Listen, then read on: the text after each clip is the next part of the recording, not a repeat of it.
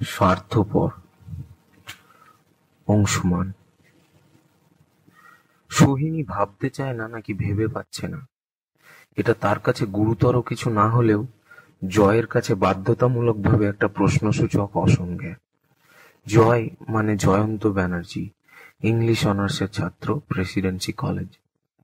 সোহিনী রায় বাংলা অনার্সের দ্বিতীয় বর্ষের ছাত্রী। 1 বছর আগে মিলিউতে হুল্লোড় নাচ করতে করতে আলাপ দুজনের, তারপর প্রেম। সোহিনী জয়ের 1 বছরের জুনিয়র। এবছর জয়ের শেষ মিলিউ। সোহিনী বাড়িতে।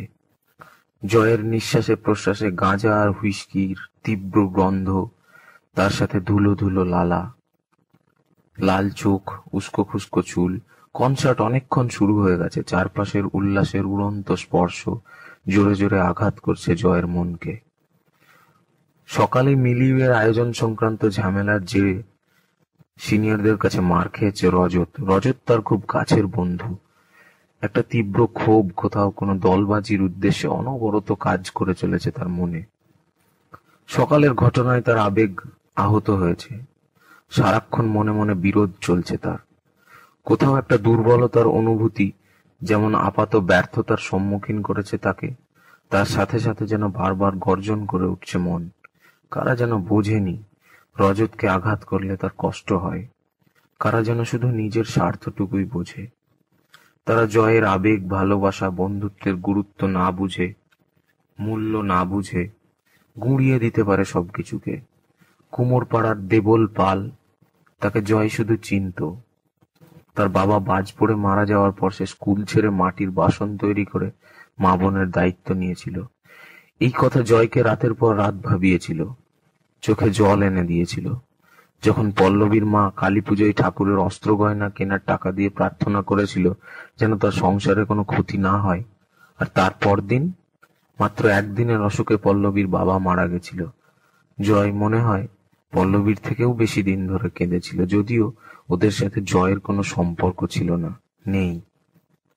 তার ক্লাসমেট অর্ণব, ট্রেনে আলাপ হওয়া পার্থ, বাবার বন্ধু উজ্জ্বল প্রামাণিক, সবার আবেগ নিয়ে, দুঃখ নিয়ে দিনের পর দিন ভেবেছে জয়। কারোর আবেগ কি কেউ আঘাত করতে পারে? কই, সে তো পারে না। সবার নিশ্চয় ভাবার সময় নেই, কিন্তু তাতে তো কত মানুষ কত কি হারায়, ক্ষতিগ্রস্ত হয়, আঘাতপ্রাপ্ত হয়। এগুলোর প্রতি কি কারোর দায়িত্ব নেই? কারোর দায়িত্বটাই বা কিসের? সব প্রশ্নগুলো তার মাথায় এসে ভিড় করছিল। হঠাৎ সে বুঝলো তার প্রিয় রক গানটার সবচেয়ে শেষের গিটার পার্টটা সে শুনতেই পায়নি, বরং শোনেনি, অথবা বোধহয় সন্দিগ্ধই থেকে গেল আদৌ সেটা বেজেছিল কিনা। সেই সময়টুকু রাগে, ক্ষোভে, ব্যর্থতায়, কষ্টে হারিয়েছিল সে। হঠাৎ গানটা শেষ হওয়া বোধহয় তাকে ফিরিয়ে আনলো আবার কোলাহলে, বাস্তবিক কোলাহলে। জয় ভাবতে শুরু করলো সে বোধহয় বোকা। এত সবকিছু ভাবার হয়তো কোনো মানেই হয় না। নিশ্চয়ই সবাই ভাবতে পারে এই সবই, কিন্তু সবাই সীমাবদ্ধ করে নেয় নিজেকে, আর সেটাই বুদ্ধিমানের কাজ। বুদ্ধিমান না হতেও পারে, কিন্তু কেউ কি এত কিছু ভেবে কষ্ট পায়? আমি কেন পাই? আমার আবেগ কেন এত গভীর? ভাবতে ভাবতে জয়ের ক্ষোভ থিতিয়ে আসছিল। যতই ভাবছিল ততই নিজের চিন্তার থেকে বাস্তবের দূরত্ব বাড়ছিল কোথাও যেন।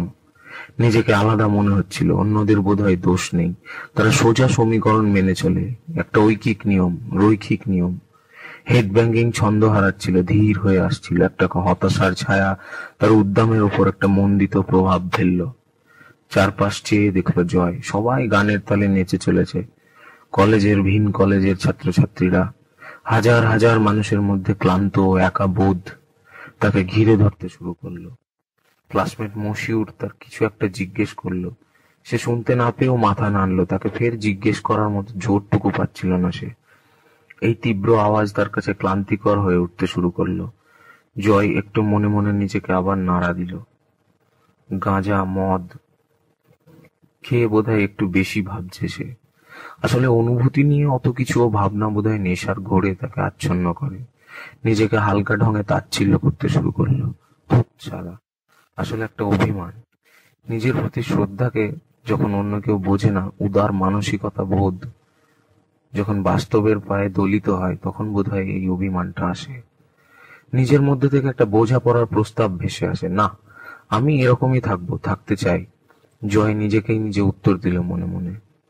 কিন্তু যে গান শুনলে জয় সারা রাতেও ক্লান্ত হয় না, আর সেই গান তার এই মুহূর্তের একাকিত্বে ভালো লাগছে না, সত্যিই ভালো লাগছে না। ভেবে দেখলো বোধহয় তার শুধুমাত্র আবেগজনিত পার্থক্য বা একাকিত্ব। এই ভালো না লাগার শুধুমাত্র কারণ নয়। বেশি মদ খাওয়া, গাঁজা খাওয়া তার অভ্যেস, তাই ওটাও হয়তো কারণ নয়।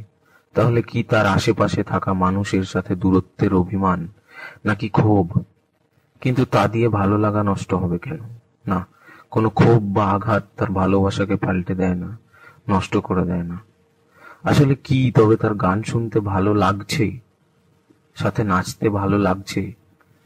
শুধুই কোথাও একটা নাটকীয় ভাবনা তাকে গ্রাস করে অস্থির করে দিচ্ছে। ভাবতে ভাবতে আবার মাথা ঝাঁকাতে আর গানের সাথে গলা মেলাতে শুরু করলো জয়। চারপাশের কোলাহলের মধ্যে বোঝা যাচ্ছে না জয় ঠিক কতটা জোরে গান গাইছে, সে নিজেও বুঝছে না। জয় বুঝছে না হাজার মানুষের ভিড়ে তার উদ্দাম মাথা ঝাঁকানো কতটা শ্লেষ তৈরি করতে পারে, অথবা কতটা অশোভনীয়তা, অথবা কতটা অনিয়ম। এই বোঝাগুলোর তাগিদ এই মুহূর্তে হারিয়ে ফেলেছে সে। হয়তোবা জয়ের বাবা এই মুহূর্তে হাঁপানির কষ্টে বাঁচবার জন্য একটু ভরাট নিঃশ্বাস প্রার্থনা করছে। জয়ের অপরাধী মনে হলো নিজেকে। মনে হলো নিজের মনের স্রোতের সাথে ক্রমশ এগিয়ে যেতে যেতে সবার থেকে অনেক দূরে চলে এসেছে সে। তার মনে পড়ল গত 2 মাস ধরে ঠিকঠাক বউয়ের সাথে সম্পর্ক রাখেনি সে। বাবা মা আত্মীয় স্বজনের আশাকে সে গুরুত্বহীন কোনো জায়গায় বসিয়ে রেখে ভুলে গেছে। তাকে অনেক পড়াশোনা করতে হবে। অপরাধী মনস্তত্ত্ব তাকে আক্রমণ করতে শুরু করলো। জয় নিজেকে বোঝালো সে এখন থেকে এগুলো নিয়েই ভাববে। তার মনে হলো শুধু নিজের মতো থাকাটা স্বার্থপরতা, আর এই স্বার্থপরতা থেকে সে আস্তে আস্তে দূরে সরে যাচ্ছে সাধারণের থেকে, বাবা মার থেকে, আর সবার থেকে। নিজের মধ্যে ঘুরপাক খাচ্ছে জয়, নিজের বাইরে বেরিয়ে আসতে চাইছে। চুল সম্পূর্ণ ভিজে গেছে ঘামে, চোখে ঘাম এসে ঢুকছে, এক লবণাক্ত জ্বালা তৈরি করছে। এই অবস্থায় হাতের ধুলো বালির সাথে ঘষে যাচ্ছে চোখ, কপাল, নাক, গাল, ঠোঁট, চিবুক একসাথে মুছে যাচ্ছে। একবার এদিকের জামার হাতায় আর একবার অন্যদিকের হাতাটায়। পায়ের আঙুল, পায়ের তলা ক্লান্ত হয়ে এসেছে। শুকনো গলার থুতু বেসামাল হয়ে এক একবার নিজের জুতোর মধ্যেই এসে পড়ছে, শুকিয়ে যাচ্ছে আবার। জয়ের প্রচুর জল তেষ্টা পাচ্ছে। তেষ্টা একটা যথেষ্ট সহ্য সীমা অতিক্রম করেছে। জয় নাচ গান থামিয়ে একবার চারপাশ চেয়ে দেখলো। জল পাওয়ার কোনো আশা নেই। প্রোগ্রাম অনেকটা গড়িয়ে এসেছে। যারা জল এনেছিল নিশ্চয় এতক্ষণে শেষ করে দিয়েছে। একবার ভাবলো বাইরে গিয়ে জল খেয়ে আসবে, কিন্তু এই ফাঁকে যদি কোনো ভালো গান হয়। এতক্ষণ ধরে অনুষ্ঠান সে উপভোগ করতে পারেনি, তার থেকে আকর্ষণীয় অংশ যদি এবার আসে। এগুলো কখনোই ছাড়তে চায় না জয়। এই স্বতঃস্ফূর্ত উন্মত্ততা তাকে অগাধ টানে। জয় এই উন্মত্ততায় নিজেকে হারিয়ে দেয়, আবার খোঁজার চেষ্টা করে। কোথাও বোধহয় একটা স্বাধীনতার স্বাদ পায়, উন্মুক্ত স্বাধীনতা। একটা অনায়াস নির্লজ্জতা অবলম্বন করতে পারে সে। একটা সময়ে দাঁড়িয়ে সবার মধ্যে থেকেও একা হতে পারে, নিজেকে ইচ্ছে মতো ছড়িয়ে দিতে পারে। এই একা হওয়াটা অন্যরকম। এর ওপর কোনো প্রশ্ন ওঠে না। এই স্বাধীনতার কোনো লজ্জা নেই, কারোর হস্তক্ষেপ নেই। এটা ভাবতে ভাবতে বোধহয় কোনো সমান্তরাল ভাবনা জয়কে আক্রান্ত করছিল। জয়ের চোখে মুখে একটা বিরক্তির প্রকাশ, একটা ভ্রু কোঁচকানো চেহারা নিয়ে কিছুক্ষণ দাঁড়িয়ে থাকার পর অনুভব করলো এই মুহূর্তেই তার জল চাই। কিন্তু জল খেতে যাবে না জয়। জয় আরো দৃঢ় হলো, নিজেকে কোথাও আরো সহিষ্ণু মনে করলো, চাপিয়ে দিল একটা অতিরিক্ত সহিষ্ণুতা। জল না খেলেও চলবে, এত কিছুর বদলে সে জল তেষ্টাকে গুরুত্ব দেবে না। জয় অনেক কষ্ট সহ্য করতে পারে, এটুকু তেষ্টাকে নিয়ন্ত্রণ করা তার পক্ষে কিছুই না। যদিও কষ্টকর হয় সে সহ্য করবে, কষ্টটাই তো তার নিয়তি। এতদিনে হয়তো সব কষ্ট সে পায়নি। জয়ের ভাই বাপন যখন জলে ডুবে মারা যায় 4 বছর আগে, তার মনে হয়েছিল বাপনকে এক জীবন কথা বলা বাকি তার। কত কিছু চাওয়ার ছিল, কত কিছু পাওয়ার ছিল। ওই মুহূর্তে দাঁড়িয়ে সেই ঈশ্বরের দিকে অভিমানী লাথি পর্যন্ত তুলতে চেয়েছিল। তার পা ভারী হয়ে এসেছিল, তার অস্তিত্ব পাথরের মতো হয়ে এসেছিল। চোখের জল মাসের পর মাস বাদ মানেনি। কোথাও যেন কিছু একটা বাপনকে না বলতে পারার ব্যথা, বাপনের জন্য কিছু না করতে পারার ব্যথা তার বুকের মধ্যে চাপ ধরিয়ে রাখে। শেষমেশ বাপনের কাছে পৌঁছতে না পেরে জয় বাপনকে প্রশ্ন করে, বাপন তুই মরে গেলি কেন? সেটাও পৌঁছয় না। অক্লান্ত স্বপ্ন দেখে জয় বাপনের ফিরে আসার। স্বপ্ন চোখ খুলে গেলে ছলছল করে ওঠে, অসীম জোরে চেঁচিয়ে উঠতে ইচ্ছে করে। মৃতকে ফিরিয়ে না আনতে পারার আকুল আর্তনাদ জয় বোঝে। জয় আর নাচছে না, গান ঢুকছে না মাথায়, কানে হয়তো জোর করে ঢুকছে। এক চোখ জল নিয়ে জয় আকাশের দিকে তাকালো, আবার কাউকে কিছু বলার চেষ্টা করলো, কিন্তু ব্যর্থ হওয়ার অভ্যেস তার ব্যবহারে একটা অভিজ্ঞতার ছাপ দিল। একটা আভ্যন্তরীণ হাসি নিয়ে চারপাশে তাকালো সে। সবার হয়তো এতটাই কষ্ট আছে, সবার হয়তো বাপন ছিল না, কিন্তু কেউ ছিল আজ নেই, অথবা অন্য কোনো কষ্ট, অন্য কোনো ব্যাকুলতা। কিন্তু কেউ জয়ের মতো থেমে যাচ্ছে না। তাহলে জয়ের মতো কেউই ভাবে না? হয়তো সবাই ভাবে, তাদের আবেগকে গুরুত্ব দেয়, কিন্তু বোধহয় কোনো নিয়মে অথবা কোনো সীমায়। কিন্তু না, কষ্ট তো সবার সমান, তবে হয়তো সবাই খুব অল্প সময়ে ভুলে যেতে পারে। আমি সহজে ভুলি না। না, আমি আমার হারিয়ে যাওয়া আপনজনকে বেশি মনে রাখি, এরকম অহংকারের শিকার হতে পারি না। না, কখনোই না। জয় কোথাও সবাইকে নিজের মনে করলো, চেনা ও অচেনা সবাই তার নিজের, অন্তত আবেগের ক্ষেত্রে, কষ্টের ক্ষেত্রে হলেও বা না হলেও সবার স্বাধীন অনুভূতি তারই মতো। সেই সবার নিজের আবেগ, কষ্টের অনুভূতি তাদের নিজের কাছে অনেক গভীর। সবাই তারই মতো মূল্যবোধ সম্পন্ন। জয় নিজের অজান্তেই নিজের সাময়িক বিরুদ্ধাচরণ শুরু করলো। জয় কাউকে খুঁজে পায়নি যে তার আবেগকে বুঝবে, তাই সবার মতো সীমাবদ্ধ হওয়ার কথা ভেবেছিল। অন্যেরও নিজের অনুভূতির অতটাও গভীর গুরুত্ব দেবে না। ও পার্থিব বস্তুর ও চিন্তার প্রতি আকৃষ্ট হয়েছিল। জয় আবার একই জায়গায় নিজেকে খুঁজে পেল। জয় নিজেকে সংজ্ঞা দিতে পারছে, যেখানে আমি বারবার ফিরে আসি সেটাই আমার ঠিকানা। কিন্তু এই কথা যারা রজতকে মেরেছে তাদের কি করে বোঝাবে? কিংবা আরো ঘটনার অনুরূপ চরিত্রদের বোঝানোর কি বা দায়? কিন্তু দায় এড়িয়ে গেলে সে আবার কষ্ট পাবে, অন্য কোনো রজতকে আহত হতে দেখে। আবার নিজেকে ব্যর্থ মনে করছে জয়। জীবিতদের কাছেও কি পৌঁছতে পারবে জয়? গাঁজা, মদ, ধুলোবালি, ঘাম, প্রশ্ন, ব্যর্থতা, ব্যাকুলতা একসাথে ফিরে এলো জয়ের কাছে। জয় আরো দুর্বল বোধ করছে, তেজটা আরো স্পষ্ট হয়ে আসছে। জোর করে জয় বেরিয়ে আসতে চাইছে নিজের ভেতর থেকে। বিক্ষিপ্ত ভাবে নাচার চেষ্টা করছে, কিন্তু গান গাইতে পারছে না। নিজে থেকে ভেবে যাওয়ার স্রোতে কি জয় দুর্বল হয়ে পড়লো, নাকি আরো কারোর বোধহয় একটা দায় বর্তায়? আর সবার? না না, জয় নিজেই অযাচিত ভাবে এগুলোকে ডেকে এনেছে। অভিমানী হয়ে উঠেছে নিজে নিজেই। পাথরেরা যদি আমার হাজার ডাকে, হাজার প্রার্থনায় আমার দিকে না এগিয়ে আসে, আমি অভিমান করতে পারি না তাদের উপর। কিন্তু আমিই তো বেশি ভাবার দায়িত্ব নিয়েছিলাম, আমিই ভেবেছি, আমি কাছে যেতে চেয়েছি, আমি মূল্য দিয়েছি অন্যদের আবেগকে। তবে কেন এত দূরে দাঁড়িয়ে আছি আমি আজ একা? নাকি শুধু ভাবলেই মূল্য দেওয়া হয় না? না, সত্যিই হয় না। কিন্তু আমি তো শুধু ভেবে যাইনি, আমি সোহিনীকে অসীম ভালোবেসেছি, তাকে তার মতো করে গুরুত্ব দিয়েছি, অনেক সময় দিয়েছি, অনেক কথা, অনেক উত্তেজনা, অনেক আবেগ। আমি মা বাবার কথা ভাবিনি যতটা না আমি সোহিনীর কথা ভেবেছি।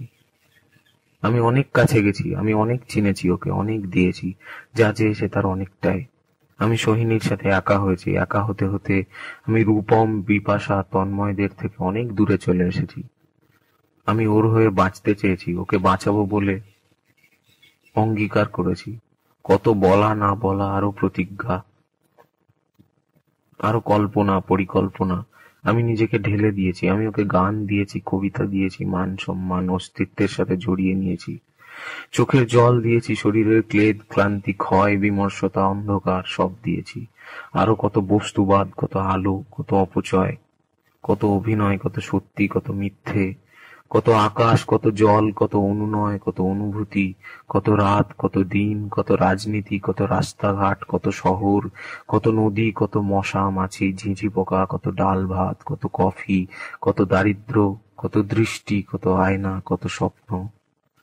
এর বাইরেও কি কোথাও ছিলাম আমি সোহিনী? রূপম, বিপাশা, তন্ময়, জিবরান, জাহির, দেবল, পল্লবী, উজ্জ্বল, প্রামাণিক, বাপন, তোমায় দিয়েছি সোহিনী। জয় একটুখানি পিছিয়ে এসে রেলিং ধরে বসে পড়ল। ঢোক গিলে যাচ্ছে জয়, জলবিহীন, চ্যাটচেটে মাটি স্বাদের থুতু গলা দিয়ে নিচে নেমে আসছে, আবার উঠে আসছে। শুধু চেঁচামেচি আর সমাবেত উল্লাস আর তীব্র রক কনসার্ট কান দিয়ে শরীরে ঢুকে আসছে, শরীরকে কাঁপিয়ে দিচ্ছে। শিরশির করে উঠছে জয়, আর ভাবছে না বোধহয়। জয়ের শরীর আরো নুইয়ে পড়ছে। হাত দুটো মাটি থেকে তুলে বোতাম খুলে দিল জামার, একটা পা গোটানো আর একটা ছড়ানো। মাথা একবার এপাশ একবার ওপাশ রেলিং এর ওপর গড়াচ্ছে। এই অবস্থায় বোধহয় জয় আর কিছু ভাবছে না, নিশ্চয় ভাবতে পারছে না। হাতে পায়ে ঘামের সাথে ধুলোবালি মিশে একটা কাদা তৈরি করেছে। ওকে কেউ দেখছে কিনা, ওর ওই অবস্থার প্রতি অশ্রদ্ধা করছে কিনা, বা অন্যদের কাছে তাকে কি কি প্রশ্নের সম্মুখীন হতে হবে, এই ধরনের কিছু কথা জয়ের মাথায় এসে ঘুরপাক খেয়ে ফিরে যাচ্ছে। তারা অবান্তর হয়ে যাচ্ছে। জয় এক মুহূর্তের জন্য কেঁদে উঠল। উফ! পরের মুহূর্তেই শান্ত হয়ে গেল। জয় বোধহয় আরো একটু পারবে, পারবে কষ্ট সহ্য করতে আরো খানিকটা, কেঁদে ফেলার আগে, অথবা আরো অনেক পারবে। জয়ের চোখে অন্ধকার ঘুম নেমে আসছে। জয় লক্ষ্য করলো ফোন বাজছে। সোহিনী। ফোনটা তুলতে তার একটা পাহাড় তোলার ক্ষমতা লাগলো। হ্যালো, তুমি কোথায়? মিলিউ। তন্ময়রা এখনো আছে? কখন ফিরবে? খাবে কোথায়? হ্যালো, আরে কি হলো? কি করছো তুমি? হ্যাঁ। কি হ্যাঁ? আরে যা জিজ্ঞেস করলাম উত্তর দেবে তো? হুম। আশ্চর্য তো, গাদা গাদা মদ গিলেছো নিশ্চয়ই, ডিসগাস্টিং একেবারে। এত মানা করি তাও শুনবে না, তাও এত মদ খেতেই হবে। অল্প খেলে কি হয়, মাত্রাহীন সবকিছু। একদিন বুঝবে এসব, বলে দিলাম। প্রোগ্রাম যা হয়েছে হয়েছে, তুমি বেরিয়ে এসো ওখান থেকে এক্ষুনি। হ্যালো, কি হলো? তোমাকে বললাম না বেরিয়ে আসতে? আসছো? এসে বেরিয়ে আমায় ফোন করো, আর গিয়ে খাবার ব্যবস্থা করবে আগে। হ্যালো, হ্যালো জয়, কি হলো? উত্তর দেবে তো? হ্যালো, ধুত। তুমি নয়েজ থেকে বেরিয়ে আসবে প্লিজ। Hello, hello, ধুত। ফোনটা মাটিতে পড়ে আছে। জয় বমি করছে, গায়ে হাতে পায়ে অনর্গল। গোটা শরীরে আষ্টে মদ মদ গন্ধের বমি লেগে যাচ্ছে জয়ের। ফোনটা কোথায়? সোহিনী আর কি কি বলতো জয়ের জানতে ইচ্ছে করছে না। জয়ের ক্ষমতা নিঃশেষ। ফোনের ওপরেও বমি এসে পড়েছে। আশেপাশে সবাই ওখান থেকে দূরে সরে যাচ্ছে। একটা ছোটখাটো জটলা, একটা কয়েক মুহূর্তের হুলুস্থুলু হয়ে আবার জনস্রোত নাক সিটকে মেতে যাচ্ছে কনসার্টে। ভালো করে দেখলে দেখা যাবে জয়ের গায়ে বমির সাথে এখন কিছু ঘেন্না আর করুণা লেগে আছে। জয় বমি মেখে পড়ে আছে মাটিতে। ফোন বেজে চলেছে অনবরত। জয়ের জ্ঞান সীমার অনেক বাইরে, অনেক দূরে। জয়, জয়, এই জয়, ওই জয়। জলের কয়েকটা ঝাপটা এসে পড়ার সাথে সাথে ডাক শুনতে পেতে লাগলো জয়। জয়ের জ্ঞান ফিরে আসছে আসলে আস্তে আস্তে। জয় শিথিল, নিষ্প্রচেষ্ট। তন্ময়, এদিকে আয়, জয়কে দেখ কি অবস্থা। শালা মদ খেয়ে লটকে পড়বি তো, খাস কেন? এই নে জল খা, ওট ওট, এই নে। জয় রেলিং এ ঠেস দিয়ে উঠে বসলো। বোধহয় ঘেন্না, করুণা, অপমান বোধ থেকে একটা শক্তির সৃষ্টি হয়েছে, অথবা অন্য কিছু। চোখ বুজে বসে আছে জয়। জলের বোতলটা শেষ করবি না কিন্তু, একটু রাখবি। এবার আমার গোলাপ গাইবে, চল নাচবো, চল। আমরা ডান দিকটাতে আছি, এক্ষুনি উঠায়। জলটা কিন্তু শেষ করবি না পুরো। তন্ময় চল। জয় চলে আয়, নাচবো। সোহিনী, তাও কত দূরে তুমি। জয় ভাবা শেষ করলো। করলো কি? বোধহয় আর পারল না। অন্ধকার হয়ে গেল সব।